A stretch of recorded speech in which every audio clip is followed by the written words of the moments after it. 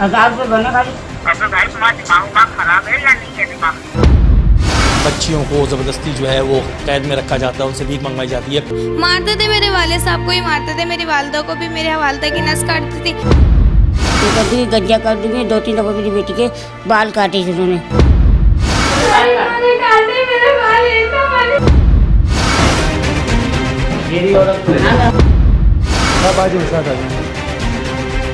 ये मेरी बेटी है। आपकी बेटी है? ये भीख मांगते थे, उसके पैसे कौन जमा करते थे? ये जमा करते थे। आज हम जिस मौजू पर अपना प्रोग्राम टारगेट आपकी खिदमत में पेश करने जा रहे हैं, उसे हम अपने 13 साला सफर में कई मर्तबा आपको दिखा चुके हैं कि किस तरह शहर कायद के हर सिग्नल, हर शाहराह पर गदागर अपना कारोबार कर रहे हैं। ये रोजाना की बुनियाद पर कितने पैसे कमाते हैं, इसका तसव्वुर हम और आप शायद अपने ज़हनो गुमान में भी नहीं कर सकते। हर सिग्नल पर मखसूस भिखारियों का टोला बराजमान होता है, जो किसी भिखारी को वहां अपनी मौजूदगी में खड़ा होने या भीख मांगने की इजाजत नहीं देता। टीम टारगेट कई मर्तबा गदागरों का रूप धार कर आपको ये दिखा चुकी है कि मजलूम, लाचार और मुसीबत के मारे नजर आने वाले गदागर असल में एक माफिया का रूप धार कर लोगों को लूटते हैं। टांग से महरूम शख्स किस तरह बच्चों को मारने का बहाना बनाकर टीम टारगेट के नुमाइंदे को धमकियां दे रहे हैं। बच्चों को क्यों मार रहे? कौन मार रहा है तुम्हारे बच्चों को? कौन मार रहा है? तो हम वहीं से खाना खाते हुए तेरे को देख रहे हैं, तू बच्चों के पीछे पड़ रहा है। मैं यहाँ नहीं कमा सकता, तो तू बच्चों को क्यों डांट रहा है? कोई नहीं कर रहा हूँ। आपको मसला ये है कि मैं इधर कमा नहीं सकता, यही मसला है ना। चला जाऊँ मैं यहाँ से? ये तुम लोगों ने जगह खरीदी भी है। नहीं, जगह तो तूने आते ही खरीद ली, बच्चों को डांटने लग गया, भगाने लग गया। कुछ भी नहीं कर रहा, मैंने कोई जगह नहीं खरीदी। इधर आ। आप क्या चाह रहे हो? मैं तो इधर मांगूंगा। साइड पे आ जाना। नहीं, साइड आ जाओ। तो तू क्या बताते हो? क्या बताते हो? बच्चे को क्यों डांट रहे हैं? मैं तो मांगूंगा यहाँ पे। हाथ से माजूर इस शख्स को देखकर कोई भी इंसान इस शख्स की मदद जरूर करेगा, लेकिन ये अपने एक हाथ के साथ ही किस तरह हमारे नुमाइंदे को धक्का दे रहा है और उसे सिग्नल छोड़ने के लिए पैसों की पेशकश कर रहा है। मेरे को शर्म नहीं आ रही। तुम लोगों ने खरीदा हुआ है सिग्नल? तूने खरीदा हुआ है? मैं मांग रहा हूँ। तेरे को क्या है? क्या हो गया? तेरे को क्या है? तू हम तो मजदूर है, तेरे को क्या है? मैं इधर मांगूंगा, तुम चले जाओ साइड में। खरीदा वरी है तुम लोगों ने सिग्नल? क्या दी बात नहीं कर? धक्के दे रहे हो? अभी तुम कह रहे हो माजूर हो, धक्के ना दे रहा। मैं यही मांगूंगा। हम तो मजदूर है, तेरे को क्या है? मैं यही मांगूंगा। बदमाशी करने आया है? मैं तो आराम से बात कर रहा हूँ। आराम से क्या बात कर? जाओ जाता है, वो भी पीछे भी जो भी इधर आता है मुंह खा के आ जाता है। आराम से बात करो। तेरे को बोल रहा हूँ, तू सुन ही नहीं रहा। आप बोल लो, एक जगह माजूर हो और एक दफा आप मुझे धक्के दे रहे हो। क्या करें? ये आपके सामने है। ख्वाजा सराओं ने तो सिग्नल पर आते ही हमारे नुमाइंदे को गालियां दी और फिर तशद्दुद का रास्ता इख्तियार कर लिया। जो वो बोल रहे इधर मांगो, तुम नहीं मांगने, तुम जाओ जाके मांग। क्यों नहीं मांगने दोगे? तुमने खरीदा हुआ है? क्यों मांगने? खरीदा हुआ है? जाओ जाके धक्का नहीं, मैं बदतमीजी नहीं करो, मैं इधर ही मारूंगा। सिग्नल पुराने खरीदे हुए तो नहीं है ना?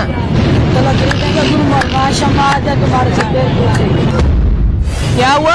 गुरु आ जाए? मैं इधर ही मांगूंगा।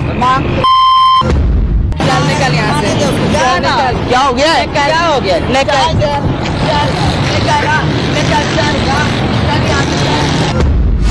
यह है असल में इस गदागर माफिया का रूप। रोजाना की बुनियाद पर एक भिखारी 10,000 रुपए या उससे ज्यादा पैसे कमाता है, क्योंकि हमारे शहर में मौजूद लोग बज़ाहिर नजर आने वाले उनके हुलिये को देखकर उन्हें भीख दे देते हैं, जो कि गुनाह कबीरा के जुमरे में आता है। गदागरी की इस्लाम और हमारे प्यारे नबी हुजूर अकरम सल्लल्लाहु अलैहि वसल्लम ने भी सख्ती से मुमानत फरमाई है। लेकिन ये धंधा एक ऑर्गेनाइज तरीके से अरसे दराज से चल रहा है, जिस पर हम लातादाद प्रोग्राम कर चुके हैं। इन गदागरों के पीछे एक पूरा नेटवर्क होता है जो उन्हें चलाता है। कहां किस सिग्नल पर कौन भिखारी होगा ये तक तय होता है, मगर आज तक वो माफिया जो लोगों से गदागरी करवाता है वो किसी के सामने नहीं आया।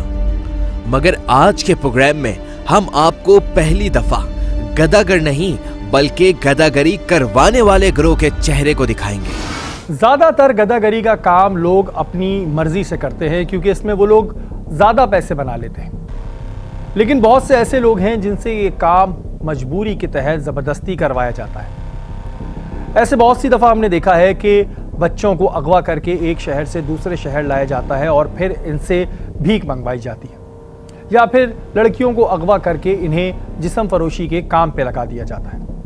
ऐसा ही एक केस हमने आज से कुछ अरसे कबल किया था, जब एक बच्ची को अगवा करके उसे बेचा जा रहा था। अगवाकार ज्यादातर मुज़ाफ़ाती इलाकों का इंतखाब करते हैं जहां से वो बच्चे और बच्चियों को अगवा करते हैं, क्योंकि यहाँ रहने वाले लोगों की ना तो कोई पहुंच होती है और ना ही उनके लिए टीवी और सोशल मीडिया शोर मचाता है, जिसका फायदा अगवाकारों को होता है। आज से कुछ साल पहले टीम टारगेट ने एक बच्ची की खरीदो फरोख्त की इंफॉर्मेशन पर काम किया, लेकिन हमारी समझ से ये बाहर था कि एक माँ आखिर कैसे एक बच्ची को बेच सकती है।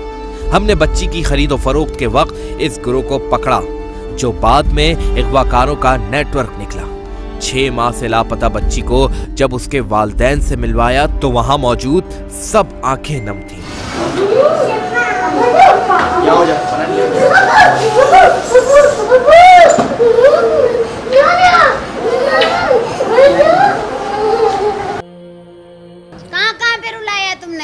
कहाँ ढूंढा आप लोगों ने? हमने खुदा की बस्ती अपना हद चौकी तक ढूंढा है, पंजाब गया जिला रहीमियार में, वहाँ पे गया भी हम लोग ढूंढ रहे हैं पूरी सड़कों पे। रात का 1 बजे अभी भी ढूंढने गए थे, अभी हम लोग ढूंढने गए थे। ये भाई का फोन आया, उसने बोला वापस हम कहा हिंदू गोट में करेगी।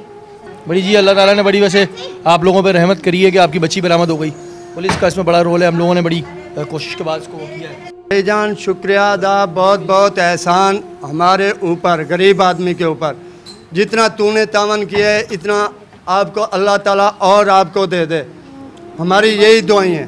तावन वावन क्या, अल्लाह ताला बस इस बच्ची पे रहम करे, इसका नसीब अच्छा करे, ख्याल रखें आप लोग भी। कई दिन की मेहनत के बाद हमने उस बच्ची को बाजियाब करा लिया, जो अगर खुदा न खास्ता बिक जाती तो या तो उससे भीख मंगवाई जाती या फिर उसे जिस्म फरोशी के घिनौने कारोबार में लगा दिया जाता। हम अपने दफ्तर में मौजूद थे कि हमें एक इंफॉर्मेशन मौसूल हुई जिसने हमारे औसान कता कर दी। ये केस औरंगी टाउन का था, जिसे एशिया की सबसे बड़ी कच्ची आबादी कहा जाता है। यहाँ पर हर रंगो नस्ल के लोग रहते हैं, जिनमें गैर मुल्की भी शामिल हैं। माजी में यहाँ पर मनशियात और दीगर जराइम ऑर्गेनाइज तरीके से होते थे। कहा यह जाता था कि माजी में कलदन तंजीमों की मौजूदगी भी इस इलाके में होने की इत्तलात थी।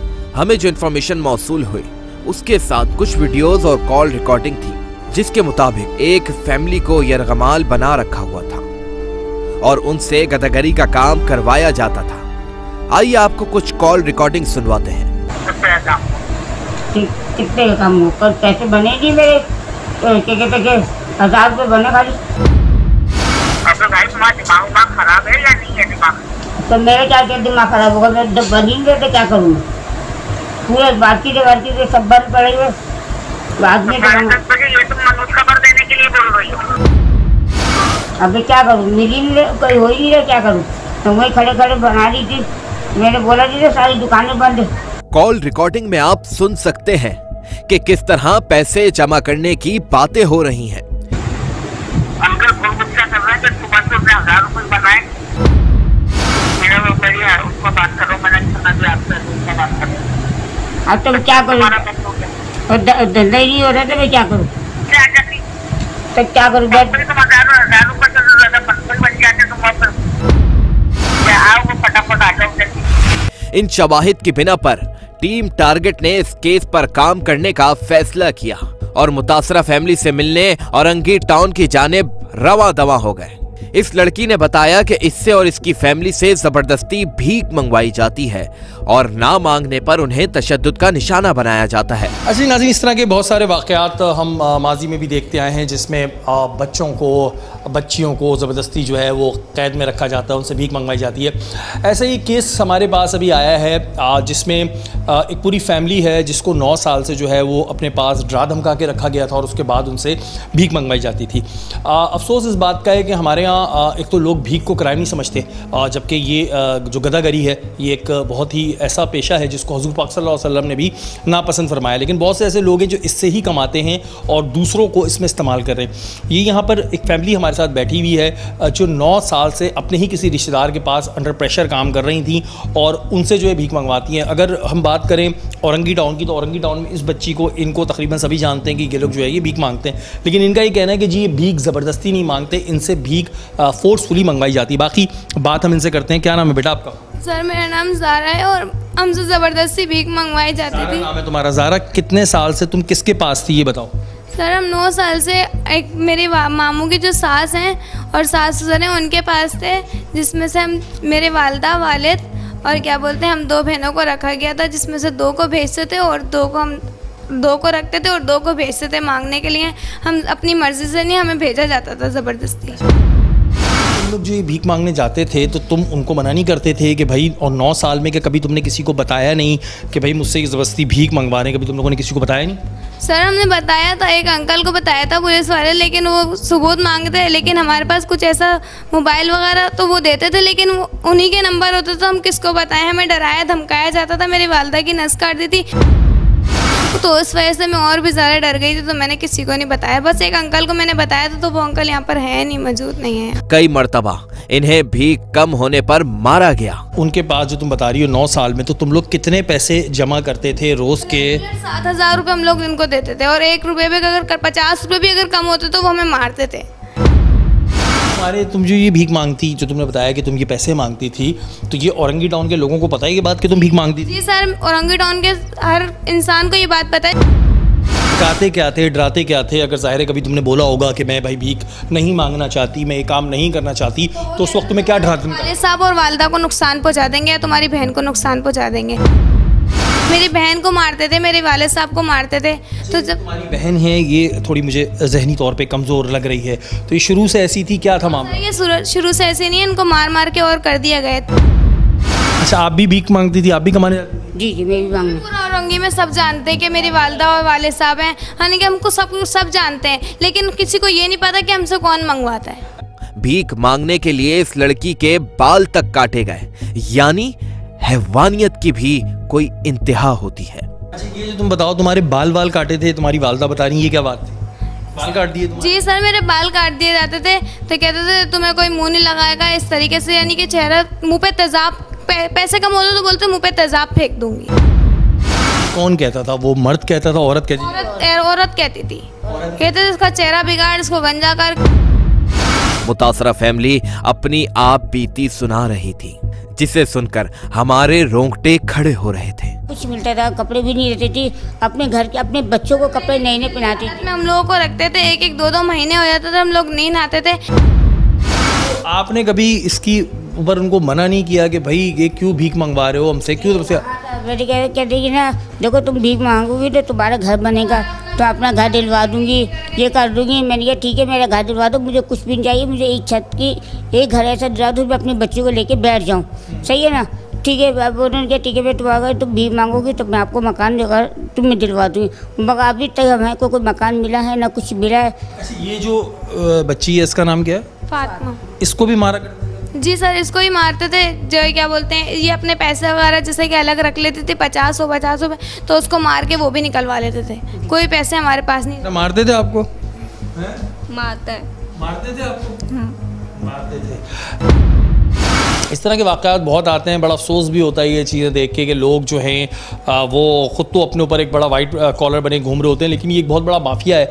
हमने माजी में भी ऐसे बहुत सारे प्रोग्राम्स किए कि बच्चों को ज़ख्मी करके बच्चों के साथ ये काम कराया जाता है। उनके मुताबिक उनके वालिद को भी एक घर में रखा गया था, जिनकी ज़हनी हालत ठीक नहीं थी। तुम्हारे वालिद कहाँ हैं अभी? सर हमारे वालिद उन्हीं के पास है। मैंने मेरी वालिदा से जब वो प्यार से बात कर रही थी तो क्या बोलते हैं, वो कहने लगे वालिद को तुम्हारे भेज दे, लेकिन मुझे नहीं लगता कि उन्होंने भेज दिया है। देखिए सर, कोई जिसके पास इतना पैसा आ रहा होगा तो वो इतनी आसानी से नहीं भीख मांगते थे। जी सर, मेरे वालिद साहब भी आते थे। जी, पूरी फैमिली से। रोजाना की बुनियाद पर 7,000 रुपए लाने का टास्क इस फैमिली को दिया गया था। 7,000 से भी कम होने पर उन्हें तशद्दुद का निशाना बनाया जाता था। रोज के कितने पैसे लेते? पूरे 7,000 रुपए रोज के? जी। रोज़ के 7,000 रुपये जी जमा करके पूरी फैमिली से भीख मंगवाई जाती थी। बड़े अफसोस की बात है। और ऐसे बहुत सारे वाक़यात हम देखते आए हैं। जुल्म होता है हमारे यहाँ, ज़ाहिर हम रोड पे देख रहे होते हैं कि लोग भीख मांग रहे होते हैं, बहुत से लोग झड़क देते हैं, बहुत से लोग दे देते हैं। लेकिन यार ये एक बिज़नेस है जो चल रहा है, और भीख मंगवाना मांगना तो जुर्म है ही, लेकिन किसी से फोर्सफुली मंगवाना भी जुर्म है। उसके अलावा किसी को फोर्सफुली अपने घर पर रखना भी जुर्म है। आपको ये बच्ची किस तरह मिली, किसने बताया? ये मेरे दोस्तों ने, जैसे मैंने यहाँ पे जान पहचान है, ज़रा 5 नंबर तक सीट वाले वगैरह सब जानते हैं, तो उनको भी तस्वीरें दी हुई मैंने, काफ़ी अर्से पहले तस्वीरें दी हुई है। तो एक दोस्त मेरा यहाँ पान लेने आता है 1 नंबर पे, उसने मुझे बताया था, कहता है मैंने वहाँ पर तुम्हारी बहन को देखा है।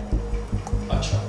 और एक दफ़ा नहीं 2 दफ़ा देखा है। आप किस तारीख को आपको ये बच्चियाँ मिली?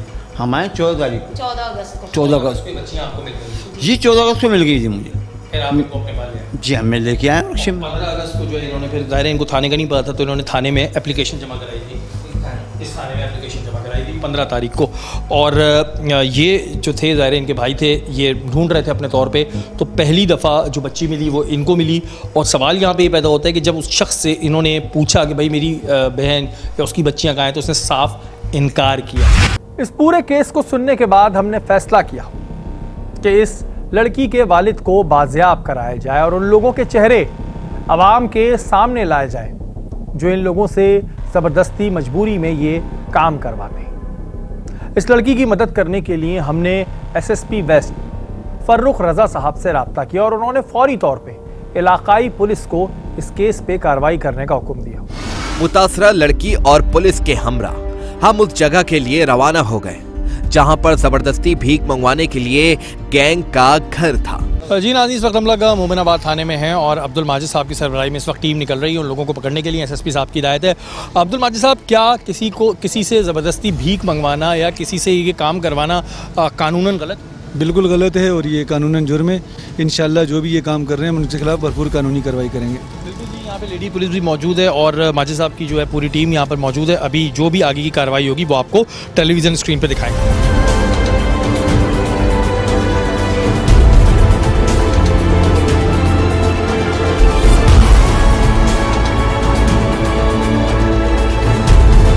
पुलिस को देखते ही इस जगह पर भगदड़ मच गई। पतली पतली गलियां थीं जहां पर भागने के बेशुमार मौके मौजूद थे, लेकिन पुलिस ने बड़ी महारत के साथ यहां मौजूद एक शख्स और औरत को गिरफ्तार कर लिया।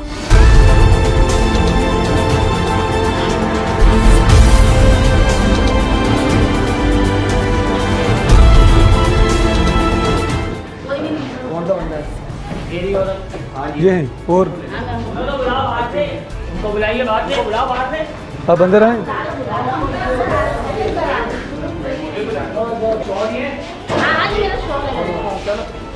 आप आ जाए, साथ आ जाए हमारे।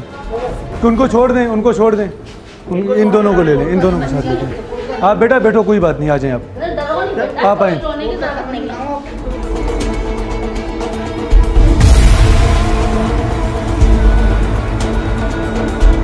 अब बारी थी उस जगह रुक करने की जहां इस लड़की के बाप को रखा गया था, जिससे अभी भी ये लोग भीख मंगवा रहे थे। अब्बू की तरफ, अब्बू का है? मेरे अब्बू तीसरी गली में गोदाम की तरफ, तीसरी गली में गोदाम की तरफ। चलो, वो रास्ता यही जाता है, पैदल जाता है।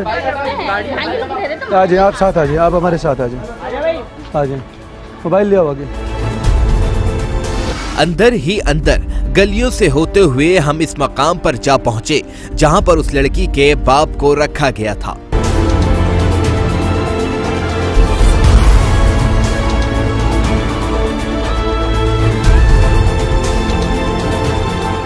इस वक्त वो दोनों लोग पकड़े गए हैं जी जो ये काम करवा रहे थे। अभी उसके बाप को देख रहे हैं, जो वो लड़की का बाप है जिसको अफजल बेजा में रखा गया। कहाँ रखा गया अभी जाके देखते हैं।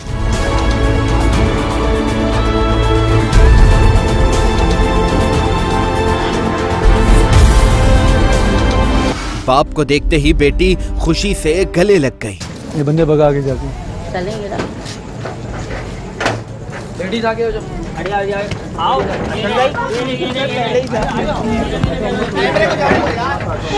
अंदर तो कोई नहीं है, अंदर देखें, कोई नहीं। आप लेडीज के साथ में मैं आ गया। अब डरना नहीं। पूछ सकते हैं आप पहले से पूछिए। मैं तुम्हारा कौन हूँ? तुम्हारा खेल हूँ ना। सुने सर, मैं खेल हूँ ना तुम्हारा। सर खुला हुआ था सर, सर खुला हुआ था आपके सामने। सही है। अरे देखो तो बेटा वालिद हैं आपके? जी मेरे ठीक है। ये मेरी बेटी है। आपकी बेटी है? जी। चलें ठीक है, आ जाएं आप। आप चप्पल पहनो। इनके चप्पल दो इनको। ये किसका घर है? ये किस जावेद उनका घर किराया। तो ये कौन है? ये इसके बाप है ना। आपके क्या लगते हैं ये? ये इसके बहनों ही मेरे पास थे, यहीं पर किराए पे लेके दिया हुआ था मैंने घर। अच्छा। एक सीमेंट भी है मेरे पास जो लेके दिया मैंने। तो मालिक मकान कौन है इसका? इस्लाम चौक पे रहते हैं। इस्लाम चौक पे रहते हैं। किराया कौन देता है उसको? किराया यही रहा, हम लोग देते हैं किराया। कैसे देते हैं किराया? 6000 रुपए महीना। चलें आ जाएं। उस औरत ने मकान मालिक का नाम जो बताया था, उस झूठ का भांडा भी यहाँ के इलाका मकीनों ने फोड़ दिया। ये घर किसका है? ये कफील का घर है। कफील का? हाँ। वो बंदा अकेला रहता है?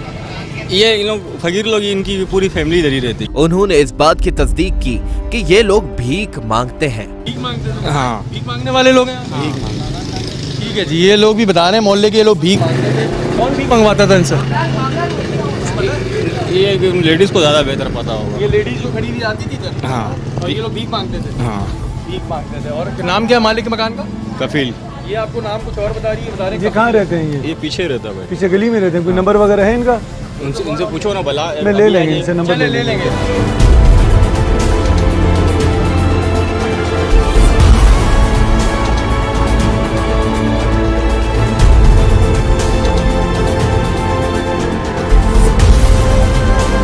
ये माजिद साहब ने इस वक्त बड़ी ज़बरदस्त कार्रवाई करते हुए पकड़ा है जिन लोगों को। और यहाँ पे लोग भी माजिद साहब ये गवाही दे रहे हैं कि लोग भीख मांगा करते थे। अभी बाकी जो बात होगी वो थाने जाके होगी, लेकिन ये आपको बता दूं कि जी यहाँ पर ये एक बड़े टाइम से काम चल रहा था और इस वक्त पुलिस ने बर वक्त यहाँ पे कार्रवाई की है। फिर इन सब को पुलिस अपने हमरा थाने लेकर आ गई।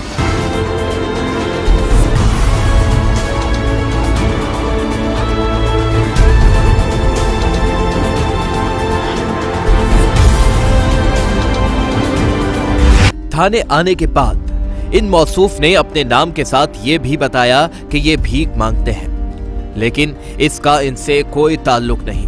क्या नाम है भाई तुम्हारा? सलमान अली। सलमान, इन लोगों से क्या ताल्लुक है? सर हमारा दामाद की वजह से ताल्लुक है। उनकी वालिदा जो है ना दामाद की बहन लगती है। ये लोग क्या काम करते हैं? ये लोग सर हमारे पास जो है ना, इनको कोई मकान नहीं दे रहा था। इनको कोई मकान नहीं दे रहा था। काम क्या करते हैं? काम ये लोग भीख मांगते हैं।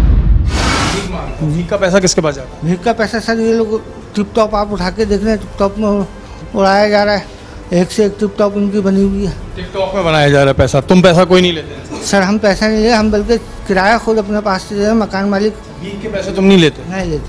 मुतासरा फैमिली के भाई ने बताया कि मां के इंतकाल पर भी जब इनसे फैमिली का पूछा गया तो उन्होंने लाइल्मी जाहिर की। ये अम्मा का जनाजा पड़ा हुआ है, शाइन का पता है? आपने बोला ये मेरी बहन की जगह है, मुझे नहीं पता। बाखुदा मेरे पास उस टाइम पे नहीं थी। ये बेटा इधर आओ, आ जाओ बेटा। जब इसने आदमी ने कहा कि मैं नहीं, मुझे नहीं पता, तो तुम लोग इसी के पास थे? जी सर। हाँ भाई सर हमारे पास सही नहीं। तो ये जो इनके ये जो भीख के पैसे कमाते हैं उससे कोई नहीं लेते? जी नहीं, पूरा इलाका जानता है सर, पूरा इलाका। पैसे यही लोग लेते थे। गदागर ग्रोह में मौजूद औरत ने इस लड़की के बाल काटने का एतराफ किया, मगर ये बात अब तक समझ से बाहर थी कि इन्होंने किस मुफाद और किस रिश्ते के तहत इन लोगों को अपने पास रखा हुआ था। बाल काटे तुमने मारा था? नहीं सर मैंने बाल नहीं काटे। उन्होंने काटे बाल। वालदा के कहने पे मैंने करा। 12 दिन गई थी, कह रही है फिर चली जाएगी, इसके बाल काट दे। नहीं तो मैंने बाजी रहने दो। कहने लगी आप बाल काटने वाली कौन हो? नहीं उसने इससे नहीं डरती थी, मुझसे कहेंगे बेटा तो आप मारने वाली कौन होती हो? आप क्या काम करते हो? मैं तो घर में सर बीमार। आप क्या काम करते हो? सर मैं सप्लाई का भी काम है और बिस्कुट की सप्लाई है और जमीनों का भी काम करता हूँ। जमीनों का भी काम करते हो। जब ये भीख मांग के आते थे तो तुमने मना नहीं किया? फिर जब तुम इतने खैर ख्वाह हो तुम क्यों नहीं भीख मांगते? नहीं मांगोगे ना, अच्छी चीज़ नहीं है। तो जब तुम इनके इतने खैर ख्वाह हो तो तुमने इनको भीख मांगने से मना किया? तो आपका क्या रिश्ता था उनको आपने रखा हुआ था? आप मुझे फोन तो करते। मुतासरा फैमिली इनके सामने कह रही थी कि रोजाना 7000 भीख जमा करके ये पैसे इस गुरु को देते थे। ये जो तुम लोग पैसे कमाते थे, भीख मांगते थे, उसके पैसे कौन जमा करता था? ये जमा करती थी। क्यों झूठ बोल लो? तुम्हारी रिकॉर्डिंग है, तुमने एक रिकॉर्डिंग में तुमने एक रिकॉर्डिंग में कहा है उधार की गुनाहगार हूँ, उधार मैंने लिए हैं। नहीं, अच्छा कितने पैसे जमा करके देते तुम? हम लोग रोज के 7,000 रुपये रोज के देते थे और यही जमा करते थे। जब गिरोह में मौजूद इस औरत की रिकॉर्डिंग उसे सुनाई गई तो एतराफ करने के अलावा उसके पास कोई चारा न था। तुम्हारी रिकॉर्डिंग पड़ी हुई है यार, इसकी रिकॉर्डिंग निकालो। अदनान बोले पैसे बनेगी मेरे, मेरी बाजी से बात 1000 रुपये बने भाई। ये बात बहुत है। पहला तुमसे तुम्हारा इनसे कोई खूनी रिश्ता है? नहीं है, ठीक है। इतने साल तक तुमने अपने पास रखा, ठीक है। तुम्हारे सामने खड़े होके ये बता रहे हैं कि तुम मारते भी थे, तशद्दुद भी करते थे, बाल भी काट दिए, ठीक है। तुम्हारा किस कानूनी हैसियत से और किसी से ज़बरदस्ती भीख मंगवाना गुनाह है?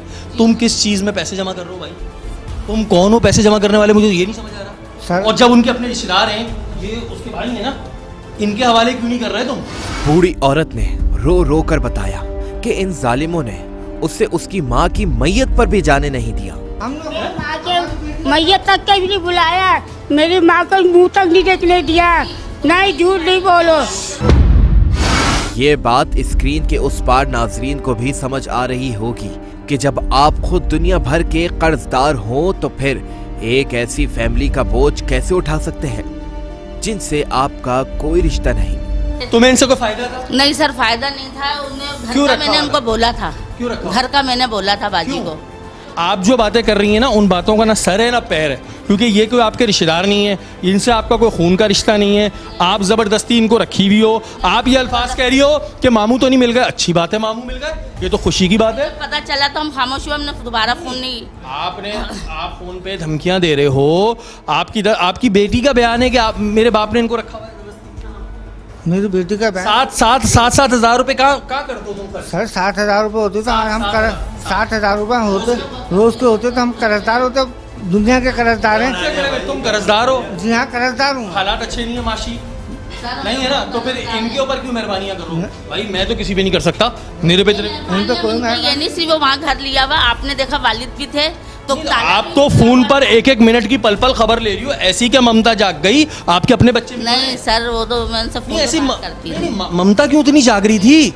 इतनी गलत भाई आपको वो एक बात आप कह रही हैं, वो टिकटॉक बनाती हैं, पिकपॉक बनाती हैं, भाड़ में डालें, कुछ भी कर रहे करने तो उनके मामू के हवाले करें, वो भी नहीं जा रहे। अल्लाह जाने ना आपका ऐसा इंटरेस्ट क्या था, आपको ऐसा क्या? सर हमारा ये बस गुनाह हो गया, बस हम लोगों ने इनकी बातों में सर हमने माफ कर दिया। इस औरत ने दोबारा लड़की के बाल काटने का एतराफ किया, जो कि कानूनन जुर्म है। वो बच्ची बोल रही है आपने बाल काट दिया, आप बोल रही हो मैंने काटे। क्यों काटे आपने? नहीं सर, मैं झूठ तो नहीं बोलूंगी, मैंने काटे तो मैंने आपको बताया सर। नहीं सर, मैंने नहीं मंगवाए। ये क्या लिया गया हुआ तुम? ये देखिए सर, इसके बाल ही छोटे थे ना, तो इन्होंने बोला बाल काट। इतनी दफा नहीं, एक दफा। हटाओ बेटा जरा एक मिनट, ये तो मैंने भी नहीं देखे थे। एक दफा ऐसे काटते हैं? इन्होंने बोला था इसको गंजा करते, ये भागेगी नहीं लड़कों का। गंजा करने से भागते हैं? सर मेरे से गलती हो गई। गंजा करने से भागते हैं? सर गलती हो गई। मैं खुदा की कसम खा रहा हूँ, मैंने नहीं देखे थे ये बात। हमने भी देखे थे, बच्चे नहीं बोले। ऐसे करते हैं? एक जगह तुम बोल रही हो मेरी बेटी है, तुम्हारी अपनी सगी बेटी के बाल क्यों नहीं काट रही तुम? और सगी बेटी तुम्हारी भीख मांगे तो मंगवाओगी उससे? नहीं मंगवाओगी ना, मना कर दोगी ना। तो किसी की बेटी भीख मांग रही है, तुम कह रही हो मांग रही है, तो मैं तो कुछ नहीं करती। हाथ तक नहीं लगाया। बाल कैसे काटे? एक बालिग लड़की के साथ आप इस किस्म का बर्ताव कतई तौर पर नहीं कर सकते। कानूनी तौर पर जुर्म है किसी भीख मंगवाना, किसी लड़की के इस तरह बाल काटना। बालिग लड़की है वो, उसके बाल काट दिए गए, उससे भीख मंगवाई गई, और ये किसी तौर पे कानूनी तौर पे जायज़ नहीं है। इस पे कानूनी कार्रवाई डेफिनेटली बनती है। अभी ज़ाहिर है ये बोलते रहेंगे हमने नहीं करवाया, लेकिन बहुत सारी चीज़ें समझ आ रही हैं कि इनका कोई खूनी रिश्ता नहीं है। खूनी रिश्ता नहीं है तो आपने इतने साल से उनको क्यों भाई पाल के रखा हुआ था?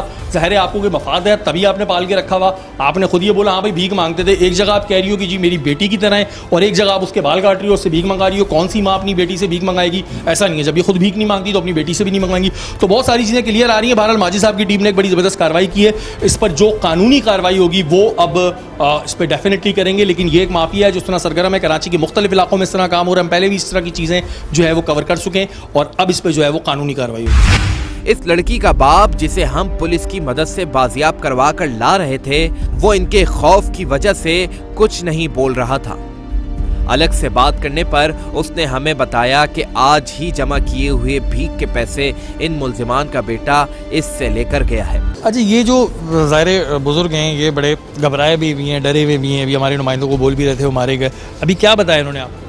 अभी मेरे को सर ये बताया है कि अभी मैं जो लेकर आया था ना, सुबह से शाम तक जो मेहनत के मांग के जो लेके आए हैं वो भी आके इनका बेटा ले गया।